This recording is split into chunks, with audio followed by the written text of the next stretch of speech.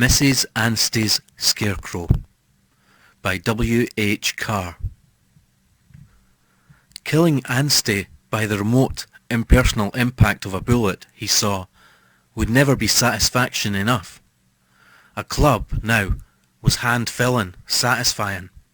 The heft of it, the blow of it, to the hand of the wielder, pleasantly tingling.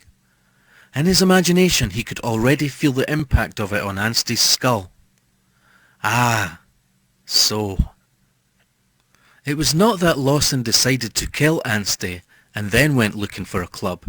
Rather, he found the club growing, and its purpose was immediately plain to him. It transfixed him. He stood and looked at it in a kind of vacuum of time, letting the realization of it and the fierce joy of it seep through every cell and molecule of him. A hawthorn club with which to kill Clive Anstey, growing here, in this hedge, awaiting his hand. How many years? He saw that the thing was fated, foreordained, inescapable. He and Anstey had gone to the tiny village school together. Both had won scholarships and gone on to grammar school, and that was the start of it, for no matter how Lawson tried, Anstey always outstripped him. Unfairly, Lawson thought. Secretly he regarded Anstey as no better than himself, only sharper, glibber, glossier, more lucky. Clive Anstey went from grammar school to agricultural college, but Lawson had no such luck. He had to take up the burden of the few rods of market garden owned by his father, on account of the latter's failing health. 2 years and 6 months later, his father died, and his mother shortly afterwards, leaving Lawson living alone in the bungalow, half-heartedly working only enough to grub a bare living from the soil. He felt cheated, doubly so, whenever Anstey came home on long holidays from college. Lawson saw him as mealy-mouthed and cocky. Anstey always greeted him cheerfully, asked how he was, and how was the market garden business. And Lawson considered this to be condescension and mockery, and his school days resentment of Anstey became more bitter. He was the bitterest of all about Lorna, from the neighbouring village. Lawson had had his eye on her from grammar school days. Lorna wasn't like the other girls. She didn't giggle or shriek. She was dark and intelligent, and somehow strong. She was attractive, as a deep and mysterious pool can be. Not that she was gloomy, she could sparkle and gleam. But not for Lawson. He'd tried to date her home from local dances, but she always had the excuse of being accompanied by a girlfriend. One night the friend had found a date of her own, and Lawson, waiting, had literally forced his company upon Lorna, insisting on accompanying her home. Before they reached the village, he tried to kiss her. She pulled away. He tried to be masterful, and she slapped him. He'd been slapped before, being a mite over brash about the girls, and hadn't minded. But Lorna's blow held a quality of bitterness and contempt that seared his spirit to the inmost. "Come on now, you can't blame a fellow for trying," he muttered. "You should make sure you're welcome first," she told him, in cold anger. He seized her arms. "What's so special about you, then?" She didn't struggle, merely stood as rigid as marble. "For one thing, I don't like being roughed." He released her finally with an oath. "There's others that's not so particular," he sneered. "They're welcome." "What's wrong with me, then?" he snarled. She thought, "Somewhere inside you're warped, twisted, evil." Aloud, she said, "If you don't know, I can't tell you." Still, he was consoled by the fact that at least she didn't particularly favour anyone else. So it was doubly galling that Anstey should be the one. He came on summer leave from college, and Lawson saw him and Lorna out and about in the countryside together, obviously in love. One day he came upon them unexpectedly in a lane, embracing. It ground him up inside. He closed his eyes and thought that he should fall. After a while he made his escape, unobserved. He couldn't have borne for them to have seen him then. Why is everything so easy for him? Raged Lawson. Why should he so casually pluck the fruit to which Lawson aspired in vain? They became engaged. Clive Anstey left college and stepped straight into the stewardship of the best and largest farm estate in the neighbourhood, without ever having to grub or soil his hands. It made Lawson sick. He didn't attend Anstey's and Lorna's wedding, although they held open house to practically the whole shire. Afterwards he'd see them sometimes in their smart new estate car, the like of which Lawson could never afford. They never failed to salute him, nor indeed any of the local people, but Lawson interpreted this as lordly complacency and sly affront, and was filled with bitter fury. "Swine! Bitch!" he spat after them. "Think you own the bloody earth, don't you? But I'll get even with the pair of you." Nights he would brood about them, in the solitude of his kitchen. He became obsessed with the idea that, but for Anstey, Lorna might have been his. He neglected his work, visited the local pub each night, and after drinking morosely and alone, returned home to brood. On his way he passed the big farm, set some way back from the road, and he'd stop and glare, picturing Anstey and Lorna inside, behind the cheerfully lighted windows, secretly laughing together. He'd growl deep in his throat and grind his teeth. He took to mooching about the hedges. A hawthorn club, one of those freak growths, tall and straight, but with a twist to the dark green sinews of it which spoke of corded strength. Hawthorn, seasoned hard, he knew, its knots sandpapered to an iron smoothness of tactile pleasure, and afterwards it would be disposable, utterly, by fire. There'd be no murder weapon for the police to discover.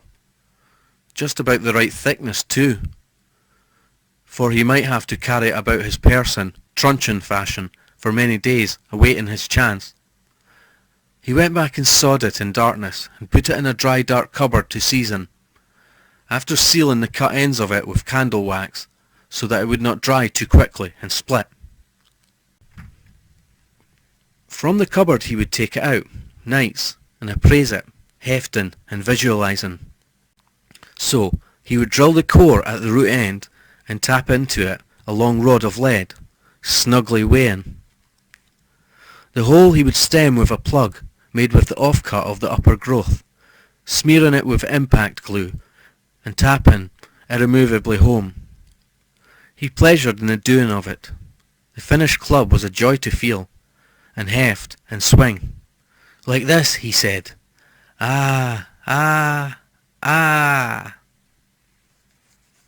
He killed Anstey's dog first, for the two were inseparable, when Anstey was afoot, and he'd never have stood a chance against man and dog together. The dog was a sheep collie, which never worked with anyone but Anstey, and on the days when he took his wife in the smart grey estate car to the market town 5 miles away, the beast invariably went foraging on its own about the estate, as though to assure itself that all was well in his master's absence. Lawson had noted this, and down by the wooded river he dropped the animal with a single shot. Knowing what ballistic experts can do, he dug out the bullet just in case, securely wired a large flat stone to the body, and tipped the dead dog into a deep pool. From the river, the woods ran up almost to the back door of Lawson's bungalow, and he made his way there unseen. So much for the dog. Now for the master. He had not foreseen how soon the killing of the dog would give him his opportunity.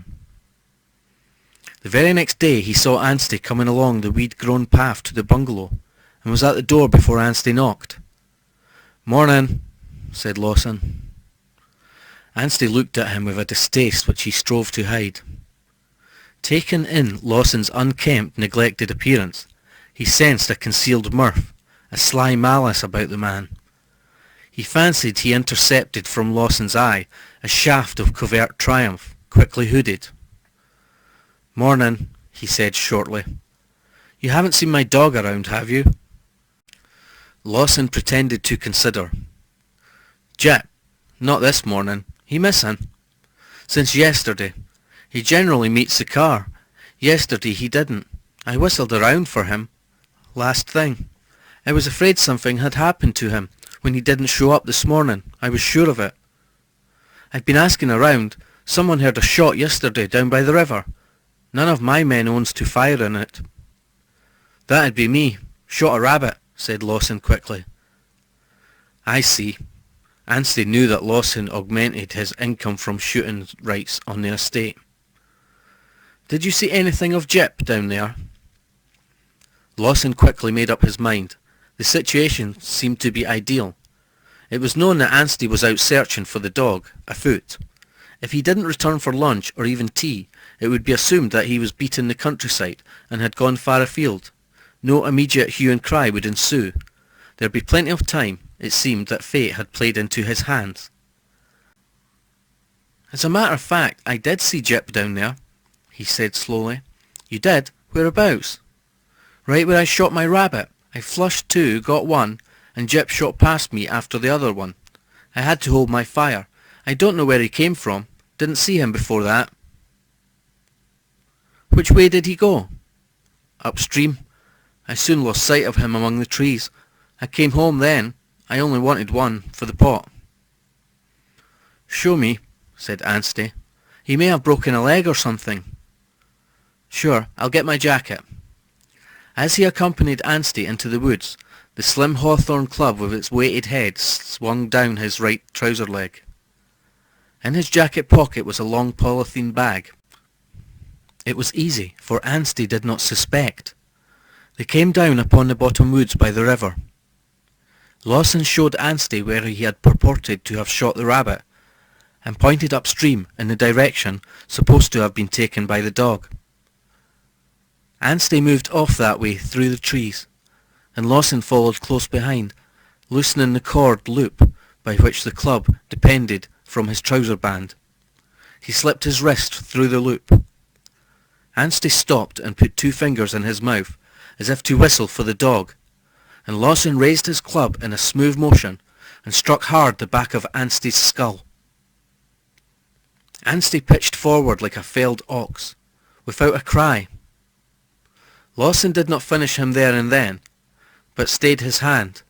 He wanted Anstey to be fully aware of his fate, and the dealer of it, before he died. He stood over him, at the ready, and presently the felled man groaned and stirred. Lawson waited. Anstey turned his head and looked up at him, sideways, at first in bewilderment, then recognition, and finally, seeing with a widening of his eyes the club in Lawson's hand, a comprehension of how he came to be lying there. With the realization, he instantly tried to surge to his feet and grapple with his assailant, and on that instant Lawson struck again. He hit Anstey repeatedly, again and again, on the back of the skull, not in a flurry of blows, but with slow, deliberate, calculated viciousness. Thud, thud, thud, until the bone cracked. Then shifting the blows from the centre, and spreading them until the back of Anstey's head was soft and unresistant. The crisp, resistant thudding changing into mushy squashes. Ah! Ah! Ah! Until Anstey was dead beyond any possible doubt. Dead, dead, dead. Lawson gazed down upon him, long moments in hatred and in satisfaction. Then from his pocket he drew the long polythene bag, and carefully lowered the scarlet head of the hawthorn club into it, laid it on the grass, and securely tied the neck of the bag about the club, before slipping it once more to its hiding place. He shuddered a little as it came in contact with his bare thigh, but at least there'd be no bloodstains on his clothing. He made his stealthy way home through the woods, unobserved, and put the polythene-encased club on his fire. There'd be no murder weapon. Leaving it safely burning and locking the door of the bungalow behind him, he immediately went out and busied himself about the market garden, where he would be seen by any passer-by. Lorna Anstey slept little that night. The night before, the dog was missing, and now her husband, seeking it, had failed to return. Phone calls established that he had not called at any of the larger farms, nor on any of their friends in town, nor even in the town's one small hotel, which she rang as a last resort, knowing that he would have called her if he had intended spending the night there. The following morning she organised the men of the estate into a search party, advising them to ask all householders of the sparsely populated countryside if they had seen Anstey, and thus, perhaps, pinpoint the spot where last seen. Then she called the police. When approached, Lawson played the innocent man to perfection. Readily admitted Anstey had called the previous day, inquiring after the dog, and that he, Lawson, had directed him to the river woods, having seen the dog there the day before while shooting, whereupon Anstey had stated his intention of searching that locality. Lawson himself professed concern on learning that Anstey had not returned, and accompanied the party to the river woods. But he allowed someone else to discover Anstey's body. The affair was a 9-day wonder. Lawson, as the last person who admitted seeing Anstey alive, came in for perhaps more police questioning than anyone else, but they could not shake his statement that Anstey had departed alone for the riverside, and that that was the last he had seen of him. No one could prove to the contrary. No murder weapon was ever discovered. Lawson's clothing proved innocent of human blood. Several people testified to having seen Lawson about his work as usual on the morning in question. No motive for the killing could be unearthed. A verdict of murder against person or persons unknown was recorded. Several weeks went by. It seemed to Lawson that he was safe from retribution. With the cessation of her husband's stewardship, Lorna had to leave the big farm to make way for his successor, a man with a family. But the gentleman who owned the land, anxious to do the right thing for the bereaved young widow, installed her as manager of one of the smaller farms of the estate, which she undertook with the assistance of a capable man and several land girls who already knew the run of the place. The new steward regarded her with a kindly eye, and saw to it that she never lacked good advice or assistance, and she soon settled in. Lorna Anstey's new home adjoined Lawson's tract of market garden, and lay on his road to the local. A week or two after Lorna's installation, the darkness of the country road was cut by the swathe of light from a car overtaking him, and he stepped aside to make way for it. It pulled up beside him. The headlights dimmed. Through the open window in the subdued glow from the dashboard he recognised Lorna Anstey. She was alone. Oddly enough, Lawson had begun to miss Anstey. His very first reaction after the murder was that he had been mad to kill Anstey, that somehow the crime would be brought home to him. But after the verdict of the inquiry, this feeling was gradually replaced by one of complacency and even secret jubilation. He was a clever fellow. He had committed the perfect murder. He had fooled everyone, and above all, he had finally got the better of Anstey. Then he began to find life lacking in motivation. When he realised he'd lost Lorna, his desire for her had been replaced by his hatred of Clive Anstey, who had won her, his hope of somehow besting him, and finally by his obsessive wish to kill him. Living alone as Lawson did, his hatred had given, after a fashion, a fullness and meaning to his life. Now Anstey was dead, and with him the hatred, and he, Lawson, was left with nothing. Once more his thoughts turned to Lorna. With her husband out of the way, he decided, he might, after a decent interval, try a discreet approach, and again essay an attempt at friendship with her, which, in the fullness of time, Lorna Lawson, he said to himself. The name had a fine and proper ring to it. So Lorna became an obsession with him, replacing his obsession with Anstey, but for a different reason. He was in this frame of mind when Lorna's car drew up beside him, and he encountered her for the first time, on a person-to-person basis, after the death of her husband. As with so many women, after marriage Lorna's girlhood promise had quickly been fulfilled. From an attractively slim, rather naive and leggy girl, she had swiftly burgeoned into womanhood, the married look, slightly rounder of hip and breast, and with that indefinable bloom and assurance of the woman who has fully realized her femaleness, in ideal conditions of love and trust. She was infinitely more desirable, thought Lawson, than on the night he had clumsily tried to force a kiss from her. She seemed to him to exude a lure more animal, more full-bloodedly female. Above her shapely knees Lawson could see a froth of filmy white nylon, which she didn't bother to conceal. He wondered at this. Was it unawareness or coquetry? In his previous experience of her, she had been instinctively modest, the kind who was careful of her clothing.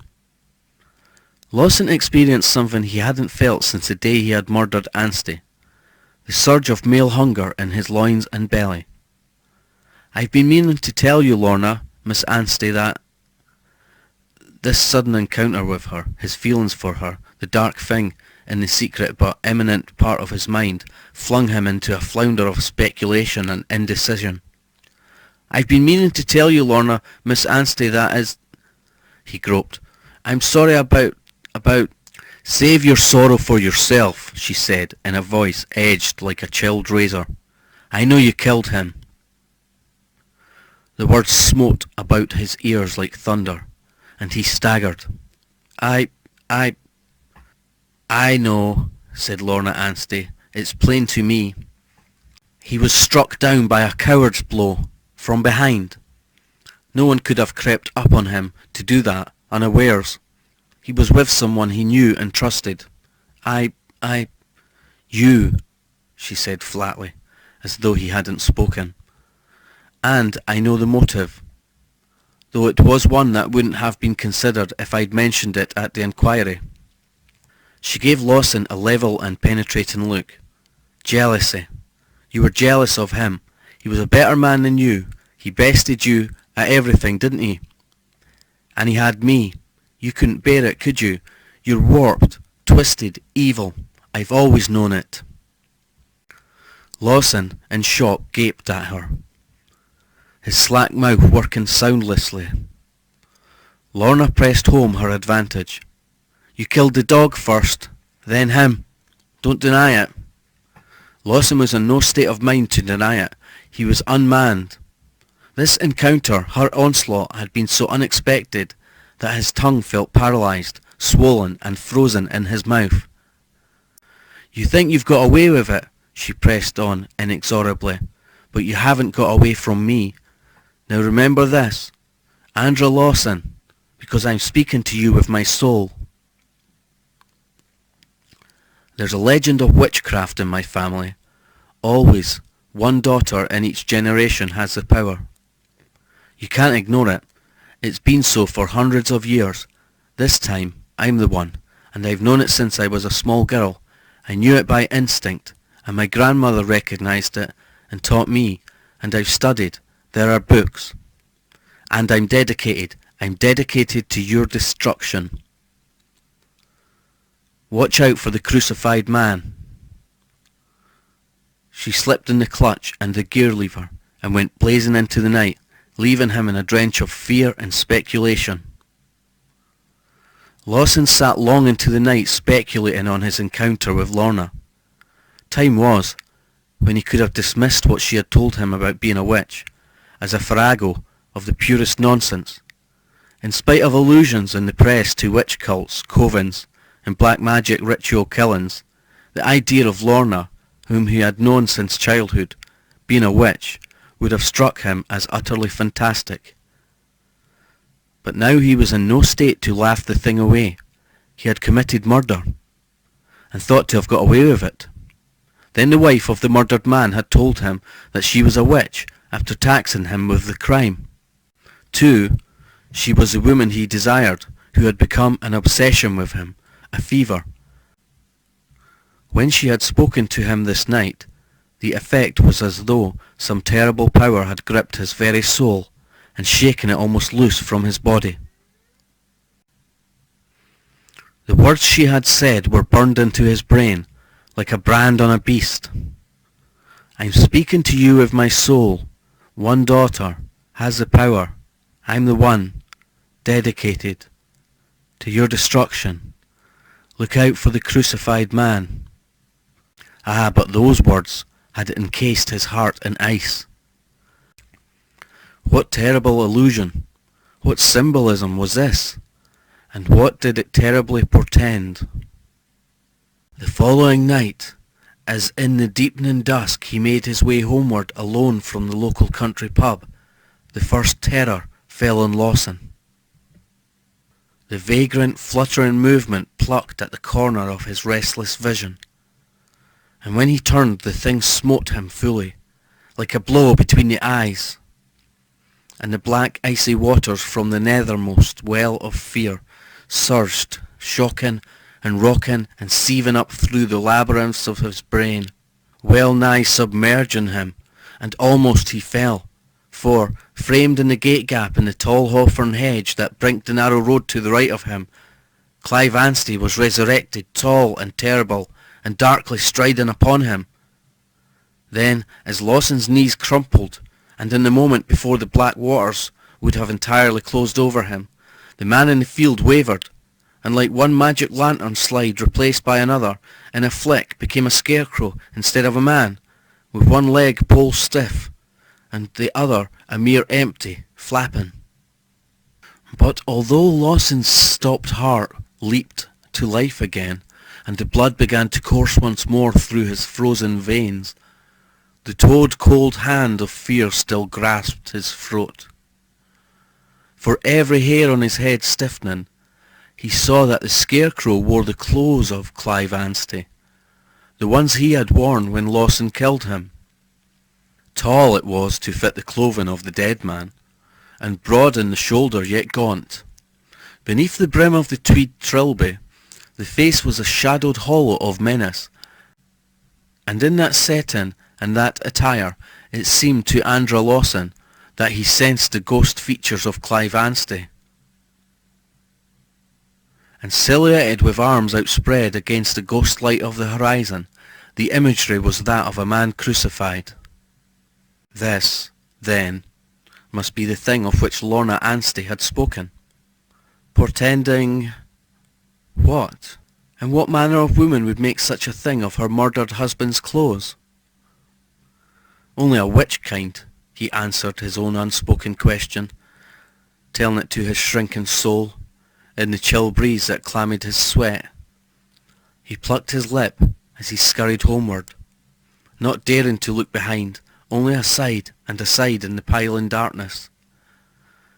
From the moment that Lawson saw the scarecrow, his life became a nightmare. This terrible reproach, this worse than ghost, for a ghost does not stand, by night and day, for all people to see, was always in his inner vision.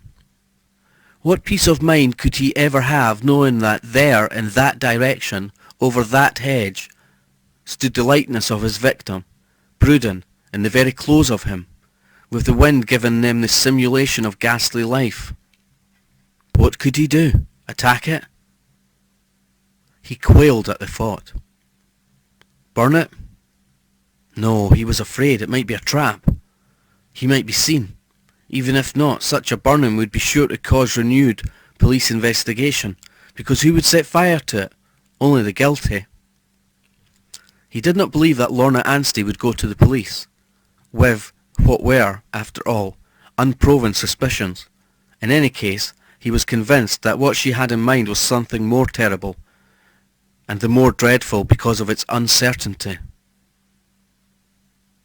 He dared not break the habit of years, for fear of causing comment, by staying away from the local pub.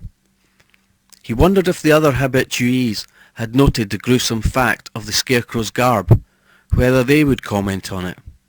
They had, and did. "A rum do," said one.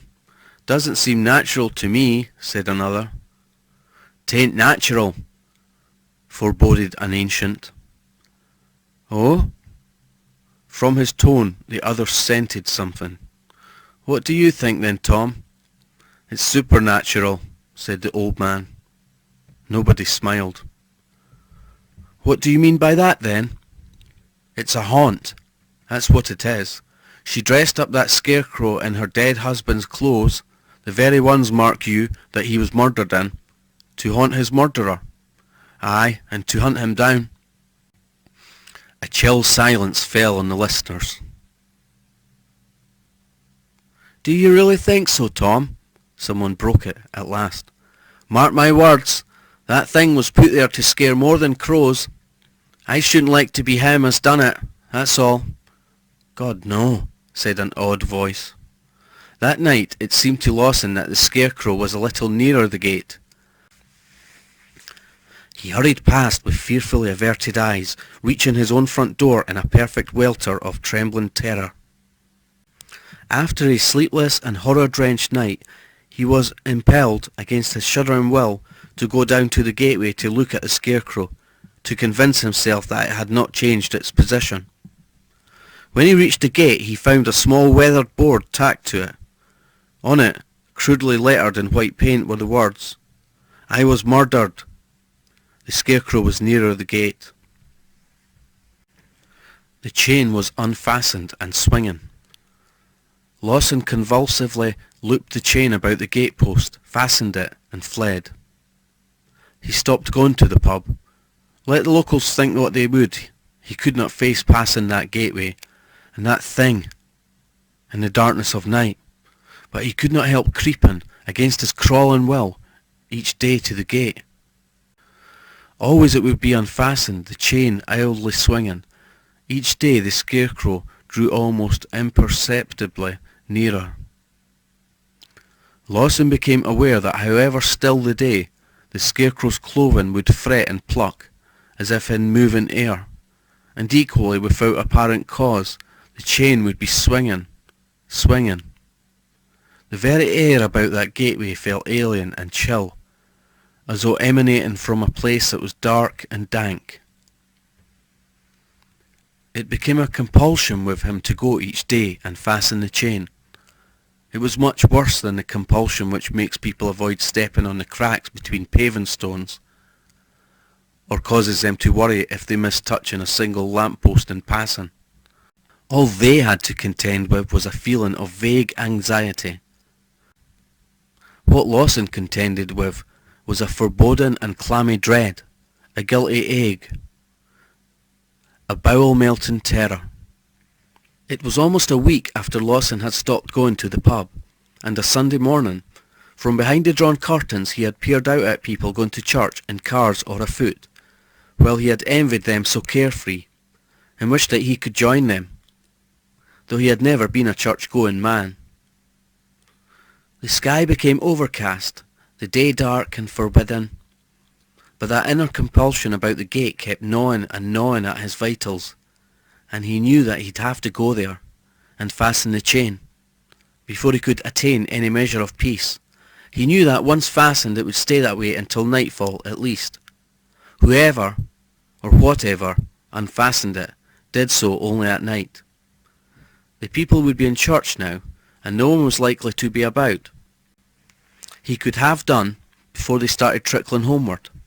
He put on his hat and coat and crept forth on his miserable errand. Once near the gateway he kept his eyes aground. It was his habit to fasten the chain, then steal a quick glance at the scarecrow before quitting the accursed place. This gloomy Sunday the very grass about the gateway looked forlorn and rank, and a shadow darker than the rest of the day seemed to crouch about that part of the road. He had just finished fastening the chain when a hand fell on his shoulder. He leaped, turning, and came to a ground a yard away, crouched, his mind a shocked blank, to face Lorna Anstey. Her eyes were full of the power she held over him, and about her lips played the smile of the tiger. He was filled suddenly with a blind rage, and would have... "Don't do it," she said softly, with meaning. He waited to hear the meaning. "It came to me," she said in the same soft tone, "that you might think to do me a mischief, cornered rat that you are. Don't. I've taken steps to protect myself. There's a letter in the bank vault to be opened in the event of my death. It says that if I die by violence, you will have been the cause of it. It says you've been threatening me. It also voices my suspicions about you being the killer of..." She nodded in the direction of the Scarecrow, and he shuddered. "Such a statement," she went on, "coming from a murdered woman would start something that could only end in your hanging." "What if I get beyond caring what happens to me?" he said, with the false courage of desperation. "It won't be long now," she said, smiling in tender ferocity. "He's getting quite close." The blankness descended on his mind so that he knew only a dim half-light, and in it the appalling Scarecrow looming over him. When he collected himself, she had gone, and he never remembered the journey home. The following day he did not go to the gate, and that night his formless terrors coalesced into a dream. It was night, darker against the darkness. The Scarecrow stood unmoving to one side by the gatepost, just within the field. The chain hung still, and there was a silence. The gate swung inward, and the terrible Scarecrow, wearing the clothing of murdered Anstey, gathered itself and hopped again. The gate closed. The Scarecrow hopped to the middle of the road and paused. Then it hopped 3 times in the middle of the road, turning a little each time it hopped. Hop, hop, hop. And when it stopped, it was facing in the direction of Lawson's place. Then purposefully, frightfully, it began to hop yard-long hops down the road towards Lawson's bungalow, terribly flapping and bobbing. Hop, hop, hop, hop, hop, through the darkness. Lawson awoke screaming horribly, sitting bolt upright in his tangled bed, the cold sweat streaming, his eyes glaring, the bedclothes twisted into ropes, and he half strangled in them. He tore them from about his neck and body, flung on his dressing gown, and staggered from his bedroom and the Judas, sleep. In his kitchen cum living room, he drank a stiff whiskey, built a fire, and sat in front of it in a big chair, shivering to await the dawn, and slept, and dreamed again, this time of Lorna. Her farmhouse kitchen, by candlelight, she was seated at the table, and she was doing something peculiar. On the table lay a blackboard. On each corner of the blackboard stood a shallow brass bowl, and in each bowl a small pyramid of something, herbs, incense, smouldered. On the board was chalked a careful map of the immediate vicinity, the fields, the woods and river, the farmhouse in which, by some necromancy, he stood, the road, and Lawson's own bungalow. Over it all the smoke from the smouldering incense wreathed and roiled, and through it the chalked lines seemed to waver into a semblance of reality. Lorna herself was changed. She looked gaunt, sexless, witch-like.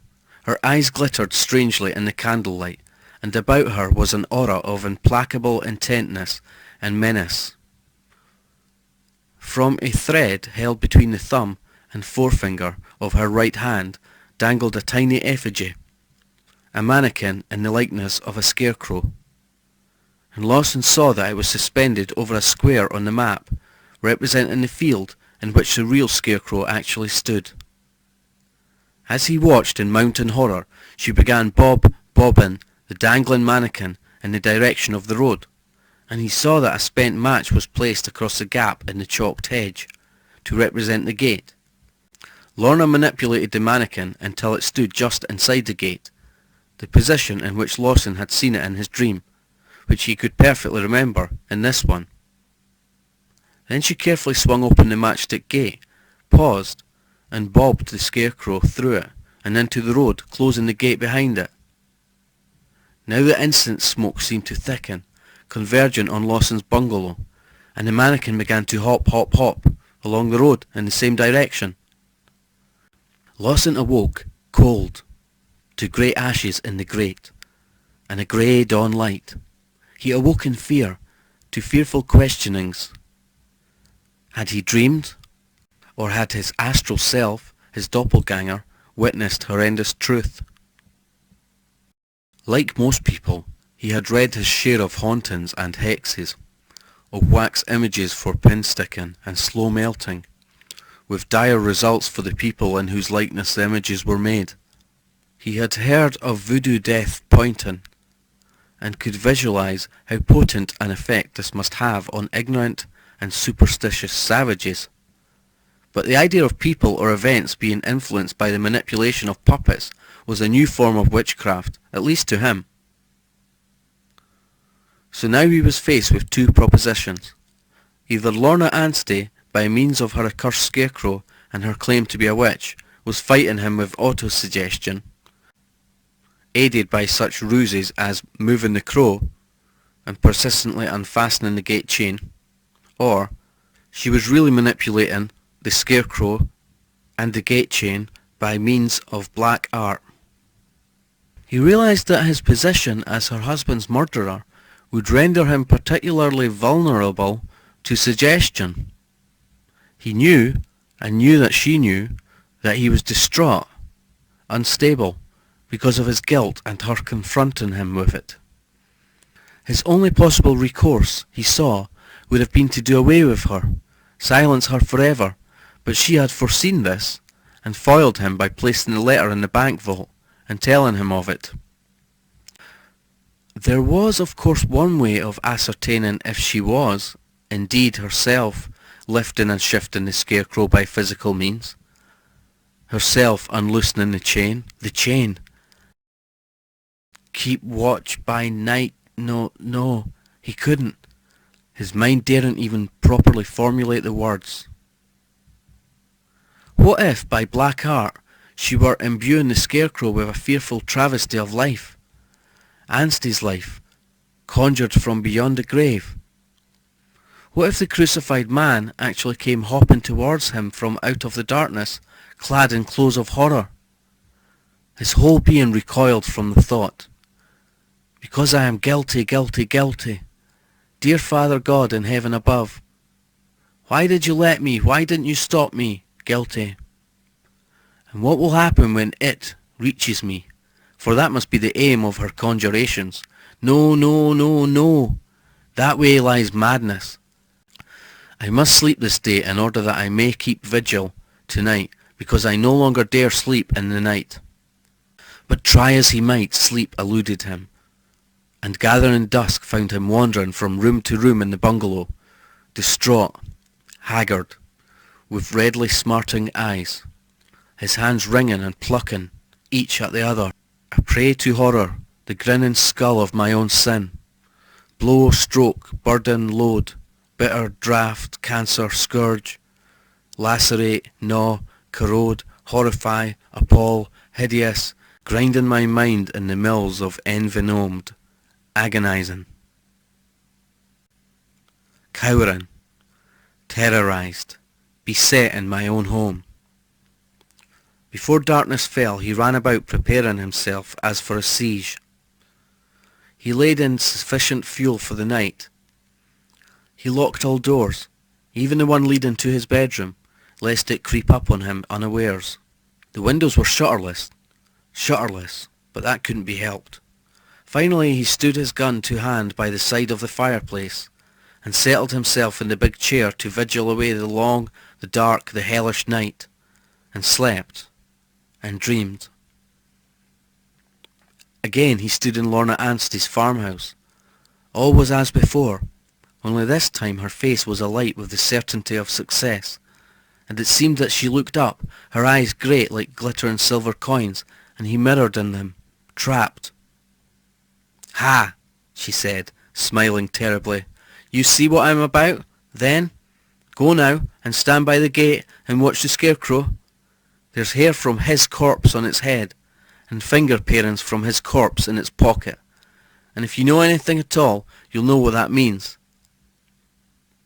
I'll bring him alive. He fled like a soundless shriek from her presence, faster than sound, like smoke between the Russian hedges, and stopped by the gate like a hapless pin caught in flight by a cruel magnet. It was too dark to see, but he could hear. Then he was home in his own kitchen, watching himself in the chair, sleeping. Wake up, you fool! Don't you know it's coming? You fool, he's coming, sent by that bosom. How can you sleep, you log of wood? Poor fellow, when it comes. Thump, thump, thump, through the darkness. I've heard it. Then he was in his own body, and awake, with a leap to a scrabbling and a scarecrow at the window. I am crushed, paralysed. Now my heart has actually stopped beating. It must start or I die now. The light dimmer. Ah, it leaps. I pant. It hurts. Throbbing heart. Icy sweat. The light brightness again. It had reached him at last. Only the window pane kept it from him. The blank seeking face was more terrible than features. A blind ravening voracity, of which Lawson knew himself to be the one coveted lure. A helpless maggot impaled on the hooked thorn of potent terror. My soul hapless, loosening from the fibres of my body, racked and wrenched, like a tooth in its socket for the drawing. Wait, you fool! He clutched the mane of his madness and checked it in, mid-gallop, and for the first time in days pulled the unreal, distorted shapes of his disassociated world into some semblance of logic and rationality. Steady, just in time. Are you a child, a savage to be imposed upon by a charlatan? Where's your logic? That is no conjuration. That is not Anstey. It is not even a scarecrow. It must be a person, for Anstey is dead. Lorna Anstey. Who else? Lorna Anstey, who seized upon my vulnerability and sought to plant in me the seeds of madness. Autosuggestion. The whole thing's a manipulation. A grisly, ghastly, monstrous jest. Ha! She's tried to drive me mad. Ha! She's tried to stop my heart. She's laughing. How cruel. How inhuman. Nothing is an excuse for cruelty like that. Nothing could excuse it. Wait a bit. Steady now. Wait a bit. Though I refuse to be terrorised any longer, she must not see. She has left the window. What now? I will no longer skulk. Ha ha. A prisoner in my own house. Ha. She tries the door. Your crucified man has crumbled into sticks and straw. A bundle. A scarecrow. Nothing. She rattles the door. And you are nothing. A scarlet pounding and thunder inside me. A thunder of torrents. Torrents of red in dark labyrinths surging upwards. I will open the door. I will let you in. I will grapple you and kill you with my hands. He leaped to the door to open it fast and astonish her, but no sooner had his raging fingers shot back the bolt than the door burst wide in upon him, and it seemed that the outraged universe stopped. Aghast at the immensity of the thing that stood framed in the doorway, and the darkness, on no foot, only a pole, and the other leg emptily swinging. Then he was shouting and shouting with his voice against the impossibility of it, beating and beating with his arms in denial, as the darkness and the cold pressed ravening about his racked and draining spirit. Mad, they said. He must have gone mad. Else, why had he scattered straw all over his kitchen? Must have been a seizure, said the doctor. His muscles contracted so terrifically that they snapped his own bones.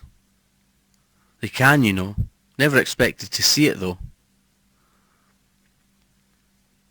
Of course, Mrs. Anstey took down the empty scarecrow after that and burned it, with a special ceremony.